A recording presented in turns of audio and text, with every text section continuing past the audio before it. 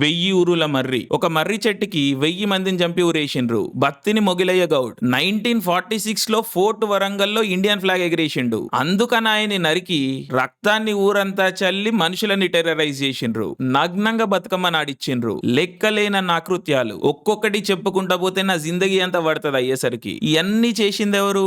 నిజాములు and తర్వాత వచ్చిన వాళ్ళ తొత్తులు రజాకార్లు. కానీ ఈ విషయాలపైన పబ్లిక్ లో పెద్దగా ఎక్స్పోజర్ లేదు. నా చాలా మంది ఫ్రెండ్స్ ఫస్ట్ టైం కాల్ చేసి అడుగుతున్నారు, అసలు ఏంది ఇది, ఏమైంది, ఇదంతా నిజమేనా అని షాక్ అవుతున్నారు. అండ్ ఎస్, ఇదంతా నిజమే అండ్ జరిగిన చరిత్రనే. ఈ చరిత్రకి పుస్తకాల్లో పెద్దగా గుర్తింపు లేకపోయినా ఈ వాస్తవాలు ఎట్లా నిలబడ్డాయి అంటే అది కల్చర్ గొప్పదనం. కథల రూపాన, పాటల రూపాన ఒక తరం నుండి ఇంకో తరానికి ఇన్ఫర్మేషన్ పాస్ అయితా వచ్చింది. నేను కూడా వింటూ పెరిగిన ఇవన్నీ. మనసు చెల్లించిపోయేది, అసలు ఎట్లయినా ఇవన్నీ ఎట్లా తట్టుకోగలిగినరు, అసలు ఎట్లా నిలబడి కొట్లాడి సర్వైవ్ అవ్వగలిగినరు అని. కానీ ఆ నాలెడ్జ్ ట్రాన్స్ఫర్ అనేది ఈ మధ్య జరగట్లేదు. అందుకే నాకు భయం అయితా ఉండేది, అరే ఏంది అసలు ఇది, ఇంత త్యాగం, ఇంత కష్టం అట గాల్ల కలిసిపోతుందా అని. బట్ లక్కీలీ 1-2 మూవీస్ వస్తున్నాయి, ఎంతో కొంత డాక్యుమెంట్ చేయగలుగుతున్నాయి. బట్ మోస్ట్ ఇంపార్టెంట్లీ ఈ టాపిక్స్ పైన ఇంట్రెస్ట్ ని, కాన్వర్సేషన్స్ ని స్టార్ట్ చేస్తున్నాయి. ఈ ప్రాసెస్ లో వచ్చిన మూవీనే రజాకార్. అండ్ నేను స్టార్టింగ్ లో చెప్పిన ఇన్సిడెంట్స్ అన్ని రజాకార్ మూవీ కవర్ చేసింది. ఇన్ఫాక్ట్ ఇంకా చాలా విషయాల్ని కవర్ చేసింది. 2.5 గంటల్లో చెప్పగలిగే కథ అయితే కాదు ఇది, కానీ మూవీ ఒక గుడ్ అటెంప్ట్ మాత్రం ఇవ్వగలిగింది. అండ్ అన్నిటికంటే ముఖ్యంగా ఒక హిస్టారికల్ డార్క్ పీరియడ్ పైన